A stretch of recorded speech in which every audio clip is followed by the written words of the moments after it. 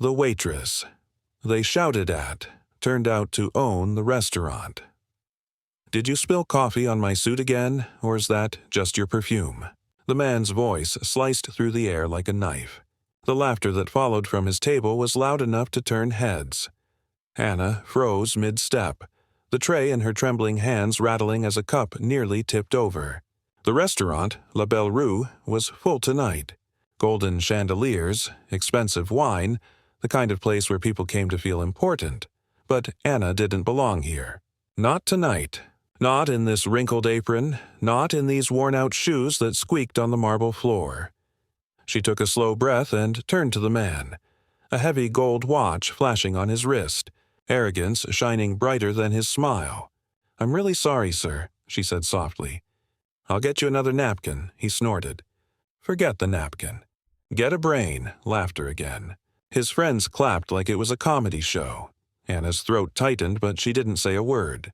She bent down to pick up a napkin from the floor, her hands shaking, her cheeks burning. She could hear their voices behind her. Every cruel word, every laugh.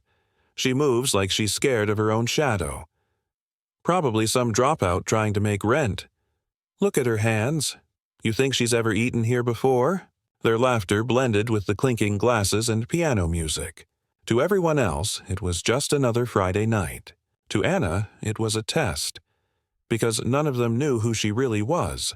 None of them knew that the waitress they were mocking was the one who had signed their paychecks, built this restaurant, and saved it from going bankrupt last year. They didn't know she wasn't supposed to be here tonight. She had come only to observe, in disguise, quietly, without her usual power, to see what her staff did when no one important was watching. And now she knew. Her manager. Ryan didn't even glance at her as he rushed past. But when he finally turned, his voice exploded like thunder. "Anna, what are you doing standing there? Table 9 is complaining again. If you can't handle VIP guests, go home. I'll find someone better." Her lips pressed together. She whispered, "Yes, sir," and walked away. But as she stepped into the kitchen, the mask began to slip. The calm expression faded, replaced by the storm building inside her. She placed the tray down and leaned against the counter, breathing hard. One of the cooks, Maria, looked up. "You okay, Anna?" Anna smiled faintly. "Yeah, just tired," Maria frowned. "They shouldn't talk to you like that." Anna's voice dropped, low, steady, filled with something unshakable. "They shouldn't, but they will. Until they find out who they're talking to." Outside, the laughter at Table 9 grew louder. Inside, Anna's eyes turned cold. This was no longer just a shift. It was the beginning of a lesson. One they'd never forget. "Anna, stop standing there like a statue and move those plates." Ryan's voice hit her like a slap. The manager's red face was dripping sweat, his tie half undone, his tone full of fake authority. He wasn't shouting because he cared, and he shouted because he could. Anna straightened up. "Yes, sir." She grabbed the plates and walked toward the noisy table, her heartbeat steady now. The laughter from Table 9 had gotten louder. One of the men was snapping selfies, another yelling for more wine. Ryan rushed past her again, whispering sharply, "Smile more. Don't scare the guests." She almost smiled at that. Smile more? She had smiled through worse. Through years of betrayal, loss, and lies. Through the fire that had taken everything she loved and forced her to rebuild from the ashes. But Ryan didn't know that story. He only knew the quiet waitress who didn't fight back. When she reached Table 9, one of the men leaned back in his chair, raising his glass lazily. Finally, "I thought you'd gone to grow the grapes yourself." Anna placed the bottle gently on the table.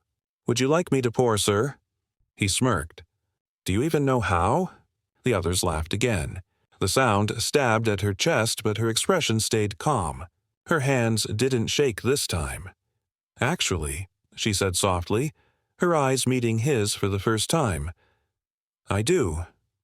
She took the bottle, tilted it with a slow grace. Not a single drop spilled.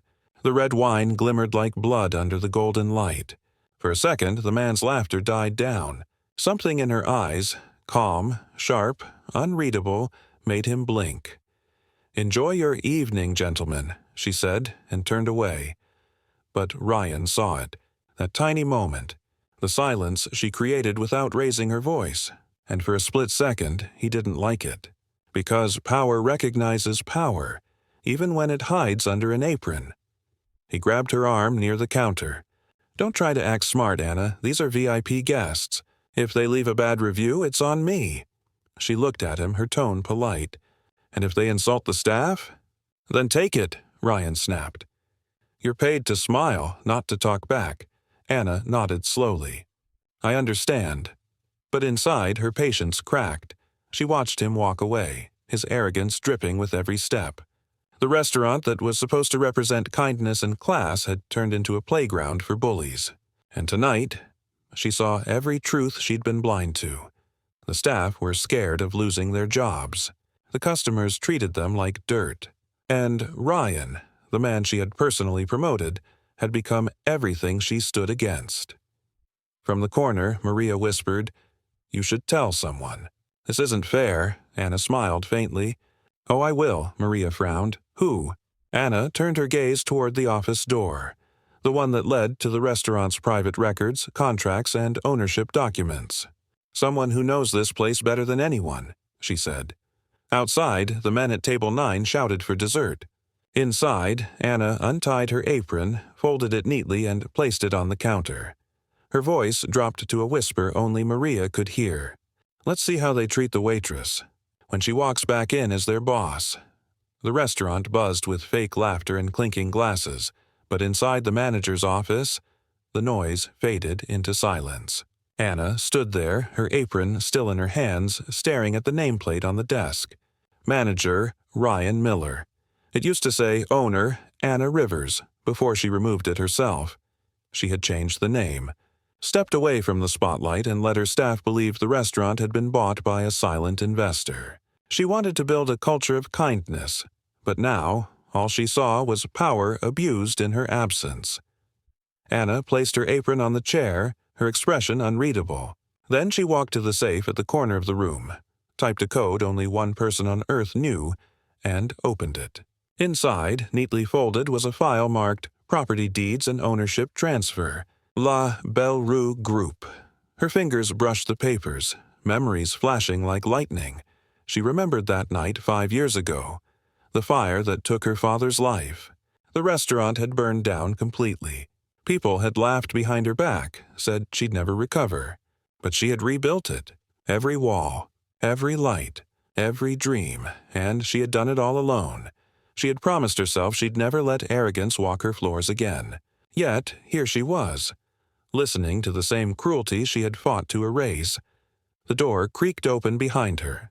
Ryan stepped in, surprised. "What are you doing here?" Anna turned, calm. "Cleaning up a few things," he frowned. "You're not allowed in this office." Her eyes narrowed slightly. "I didn't realize you made the rules now." "I'm the manager," he said sharply. "And you're just staff. I don't care who you think you are. You don't touch anything in here." For a moment, silence filled the room. Then Anna slowly closed the safe, locked it, and stood straight. Taller, stronger. "Ryan," she said quietly, "do you know who hired you?" He chuckled, confused. "The investor? Why?" Her gaze locked with his. "And do you know who the investor is?" He shrugged. "Some rich guy who never shows his face. Why, you met him or something?" Anna's lips curved into the faintest smile. But it wasn't joy. It was something colder. "I've seen him," she said softly. "Every time I look in the mirror." Ryan blinked. What are you talking about?" Anna took a deep breath, her voice steady. "I built this place. I hired every single one of you. I watched you grow, trusted you, and gave you the power to lead when I stepped away. But tonight, I saw who you've become." He laughed, but it was nervous now. "You're crazy. You're just a waitress." Anna walked toward him, slow, deliberate, her presence suddenly filling the small office. "No, Ryan, I was pretending to be a waitress, to see how this restaurant really runs. And you just failed the test." Ryan's jaw tightened. "You can't prove anything." Anna's eyes flicked to the file on the desk. "I don't have to. The proof has my name written all over it. Ryan's face went pale. "You're lying." Anna stepped closer, her voice low and razor-sharp. "Then why don't you call the board and ask who owns La Belle Rue Group?" He froze. The color drained from his face. She picked up her apron from the chair, brushed the dust off it, and said, "Finish your shift, Ryan. I'll see you in the morning meeting. We'll discuss your employment then." And with that, she walked out, her steps calm, graceful, unstoppable. Outside, the staff stared as she passed. No apron now, no tray, just presence. Even the guests felt it, a shift in the air, a quiet authority that needed no words. Maria ran up to her, whispering, "Anna, what's happening?" Anna smiled faintly. Just truth catching up. The restaurant felt different now. The air was heavier, quieter, like the room itself sensed that something was coming. Anna walked back to the dining floor, no longer in her apron. Her posture was calm. Her steps unhurried, her gaze steady. She wasn't the invisible waitress anymore. She was the storm they didn't see coming. At table 9, the same men were laughing, loud and careless. Their plates were half empty, their glasses full. Finally, one of them said as she approached, "Where's our dessert? The service here is pathetic." Anna stopped beside their table. "I'm sorry for the delay," she said softly. Her voice was the same, calm, polite, but there was something new behind it. Authority, grace, control. The men exchanged smirks. "You again? Don't you people ever get tired of apologizing?" Anna tilted her head slightly, eyes unwavering. "Sometimes people apologize even when they're not the ones who should." The table went quiet for a second. One of the men squinted at her, confused. "What's that supposed to mean?" Before Anna could answer, Ryan appeared behind her, forcing a fake smile. "Everything okay here, gentlemen? Don't worry, I'll handle her." He grabbed Anna's arm lightly, whispering through his teeth, "Go in the back. Now." Anna turned her head slowly toward him and said, loud enough for the guests to hear, "Actually, Ryan, you'll want to stay." The men raised their brows, amused. "Oh, this should be good," one said, leaning back in his chair. Anna reached into her bag and pulled out a slim black folder. She laid it gently on the table, right next to the half-empty wine glass. Ryan's face drained of color. "What are you doing?" Anna flipped the folder open. Inside were papers, neatly signed and stamped. "Gentlemen," she said with a faint smile, "since you spent the evening here, I think you should know who you're dining with." She turned the page, revealing the heading, La Belle Rue Group, sole owner, Anna Rivers. Silence fell like thunder. The man who had mocked her shoes was the first to speak. "Wait, this is some kind of joke, right?" Anna looked straight into his eyes. "I wish it was." Ryan stumbled forward, sweating. "This doesn't prove anything. Anyone could—" Anna's voice sliced through his words, calm but sharp. "The access code you just saw me use in your office? The one only the owner knows? Should I call the board to confirm?" The room seemed to hold its breath. Every eye turned toward her. The music, the laughter, the noise, all gone. She continued, her tone low, powerful. "I built this place from nothing. I hired people who said they believed in respect. I gave second chances to those who begged for them. And tonight, I saw how easily some of you throw that away." Ryan tried to speak, but she lifted a hand. "Enough, you don't talk now. You listen." Her gaze swept over the three men. "You mocked a woman serving you, not knowing she's the one who signs your bills, pays your staff, and built the table you're sitting at.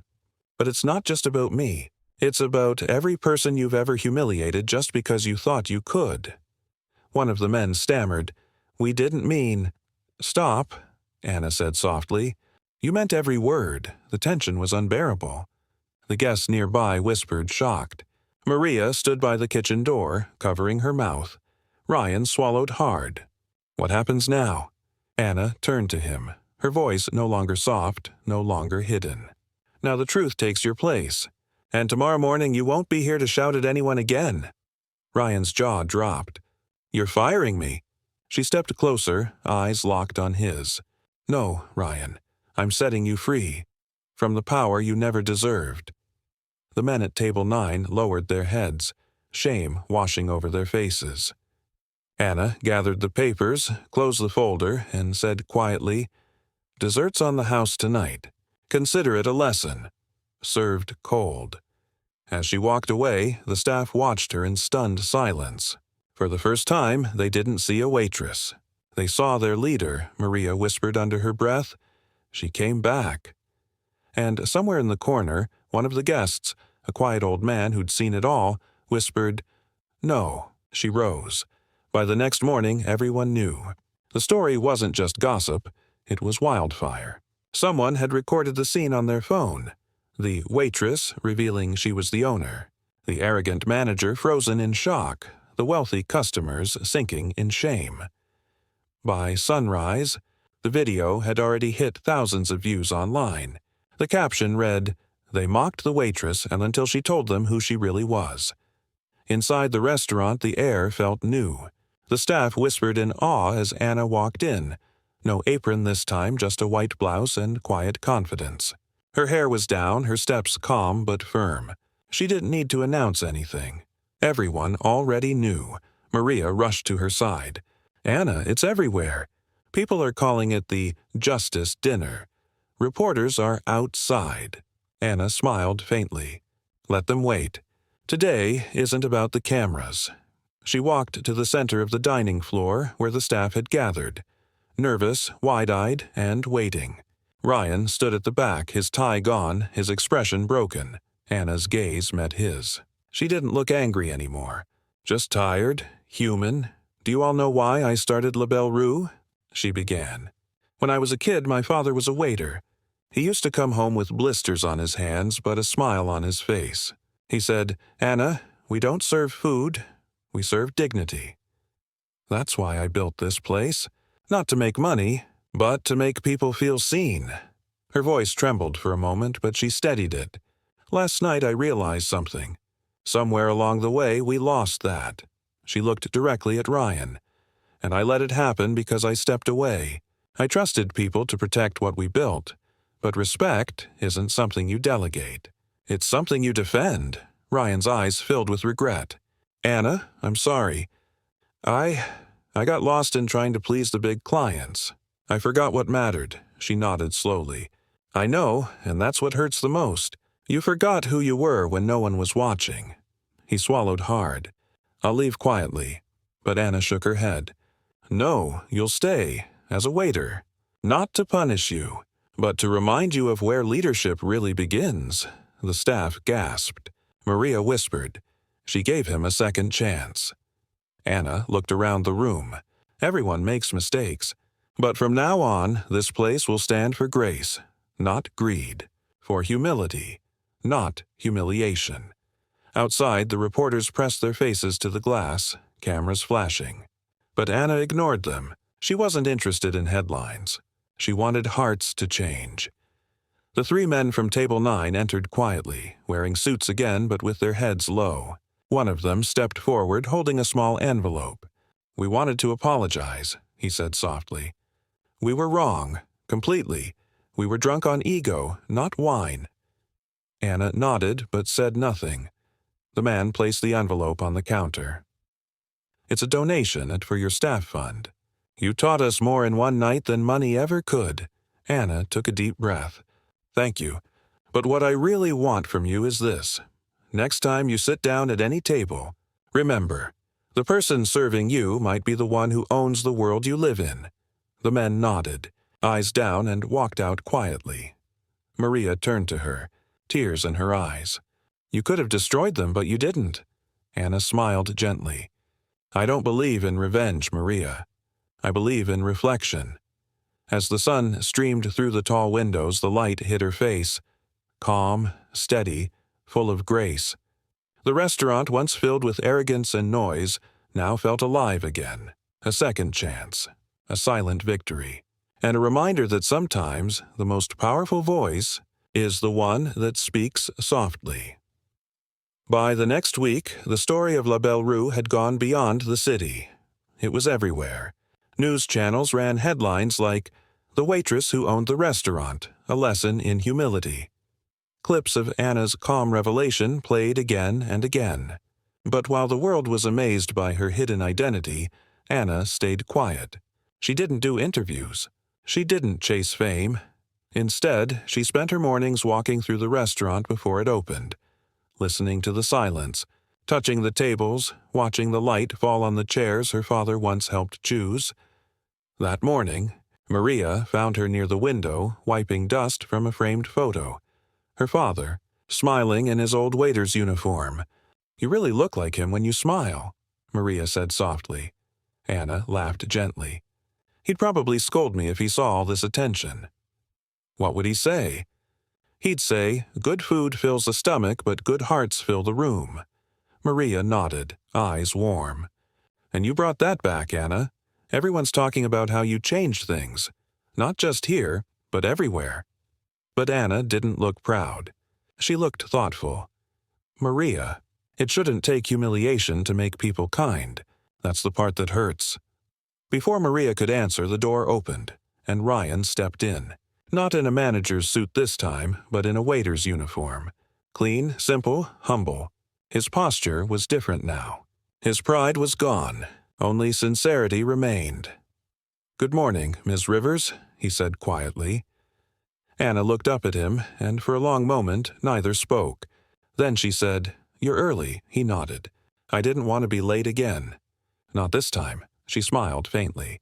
"How does it feel, being back where you started?" Ryan exhaled. "Honestly, hard, humbling, but right." Anna studied him carefully. "Good. Then maybe you're finally learning what real leadership looks like."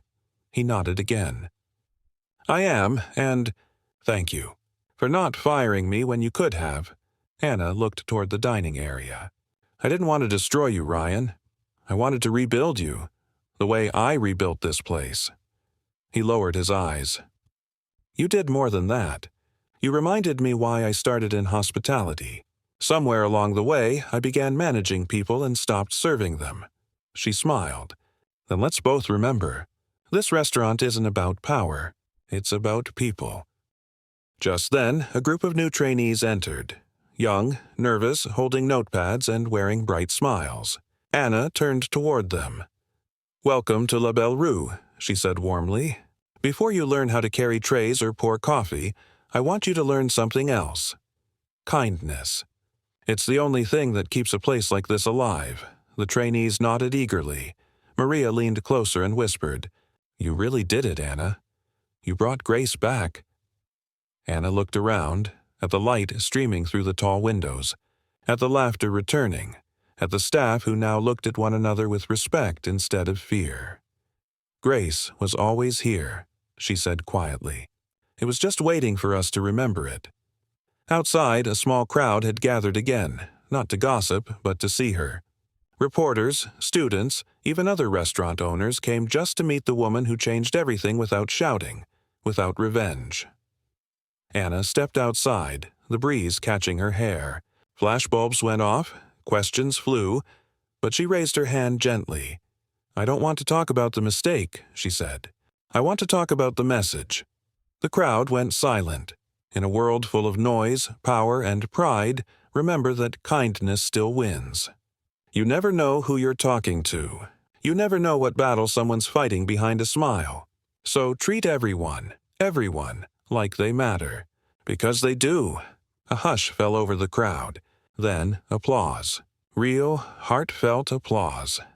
And as Anna turned to go back inside, Maria whispered with tears in her eyes, "Looks like your father was right." Anna smiled softly. He always was. It was a quiet Sunday morning. The restaurant was closed for the day, the first time in months. No customers, no clinking glasses, no orders being shouted from the kitchen. Just sunlight, silence, and the soft hum of peace returning. Anna walked in early, holding a cup of black coffee. The scent of roasted beans filled the air, mingling with the faint trace of vanilla that always lingered from the desserts. For the first time in years, she felt calm, not powerful, just peaceful. She walked across the empty floor, trailing her hand over each table, remembering the people who had sat there. The laughter, the tears, the lessons. When she reached table 9, she stopped. That was the table. The one where she had been insulted. The one where the truth had been revealed. The one that changed everything. But today, something was different.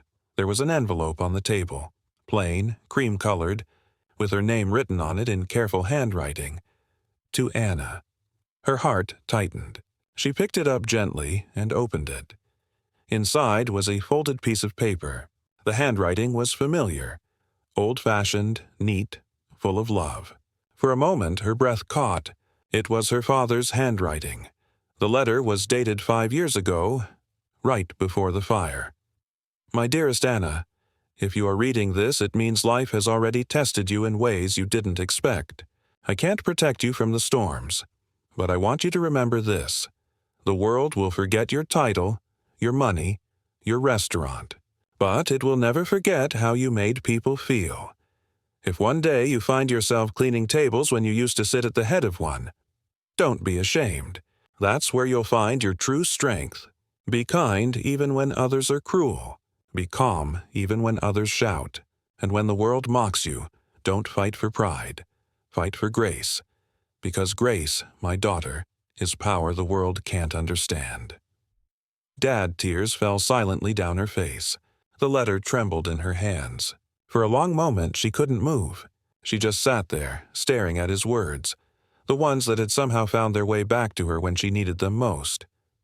Maria entered quietly and stopped when she saw Anna at the table. "Anna, you okay?" Anna wiped her eyes, smiling through her tears. "He knew, Maria. He knew what I'd go through. And he told me how to win before it even happened." Maria stepped closer, gently placing a hand on her shoulder. "He'd be so proud of you." Anna looked up, her voice soft but full of conviction. "He taught me something no business school ever could, that you don't need a title to lead. You just need a heart that refuses to turn cold." She folded the letter carefully and placed it back inside the envelope, tucking it into her journal. Then she stood up, her eyes shining, not with sadness now, but with quiet strength. "Maria," she said, "I want this letter framed. And I want it on the wall near the entrance, where everyone can see it. No names, no story. Just his words." Maria nodded, smiling through tears. "Yes, ma'am." As Anna walked away, sunlight poured across the floor, right onto table 9. The same table where she had been humiliated now glowed with warmth and grace. And outside, a small handwritten sign was being placed by the door. "Welcome to La Belle Rue, where every soul is served with dignity." A year later, La Belle Rue was no longer just a restaurant. It had become a symbol, a story people whispered to each other when they needed hope, a place where kindness wasn't just a rule. It was the soul of the room. The once proud businessman who mocked Anna now came quietly, not for luxury, but for humility. Ryan still worked there carrying trays, smiling genuinely, remembering names. Maria managed the floor with warmth that made every guest feel seen. And Anna, she didn't sit in an office anymore. She spent her days among the people, greeting guests, helping the staff, pouring coffee when it got busy. She didn't need power to be powerful. That morning, as the restaurant buzzed with calm energy, a young waitress named Lily approached her nervously. "Miss Rivers?" Anna looked up with a smile. "Call me Anna, dear." "What's wrong?" Lily bit her lip. "I spilled soup on a customer earlier. He yelled at me, said I was useless." Her eyes filled with tears. "I tried not to cry, but it really hurt." Anna took a deep breath, studying the girl's trembling hands. And in that moment she saw herself years ago. The frightened waitress being mocked, hiding behind fake smiles, she placed a comforting hand on Lily's shoulder. "Do you know what my father told me?" Lily shook her head. Anna smiled softly. "He said, 'The world will always test your worth, but never let it define it. What that man said to you says more about him than about you.'" Lily sniffled. "How do you stay so calm when people are cruel?" Anna looked around, at the sunlight dancing across the tables, at the laughter of guests who felt safe, at the quiet dignity that filled the space. "Because," she said, "anger makes them win. Grace makes you unshakable." Lily smiled weakly. "You really think I can be like you someday?" Anna laughed gently, Better, you'll be kinder because you'll know what pain feels like. At that moment, Maria called from the front. Anna, there's a delivery for you. Anna walked to the counter where a small wooden box sat with a note taped to it. The handwriting was familiar. One of the men from Table 9. The note read, "To the woman who taught us dignity. Thank you for letting our mistake become our education. We'll never forget the night we met the waitress who owned everything that truly matters." Inside the box were 3 folded aprons, each signed with a message. For the next generation of servers, may they serve with pride, not fear. Anna's eyes welled up. "They learned," she whispered. Maria smiled beside her. "Because you forgave." Anna exhaled, looking out through the restaurant windows, watching people walk by. Strangers, waiters, executives, dreamers. Every one of them living stories no one else could see. And she realized something. Her father's words weren't just about her, they were about everyone. She turned to Maria. "Let's add one more thing to his letter on the wall." Maria tilted her head. "What's that?" Anna picked up a pen and wrote beneath the framed note. "Power is temporary. Grace is forever." Maria read it out loud, smiling. "That's beautiful." Anna placed the frame back on the wall, her eyes glistening. Then she whispered, as if to her father's memory, "I kept your promise, Dad. I made this place a home again." As the lights dimmed that evening and soft music filled the air, Anna stood by the entrance, greeting guests with her calm smile. Each person she welcomed carried a different story, a different pain, and she met them all with the same warmth, no arrogance, no revenge, only grace. Because true power isn't about who owns the restaurant. It's about who owns their heart, even when the world tries to break it. The sign outside glowed under the night sky, its words shimmering in gold. La Belle Rue, where dignity is always on the menu. The end. Morale. Never underestimate the quiet ones. The person you mock today might be the one who built the ground you stand on. Power fades, but kindness leaves a mark that never does.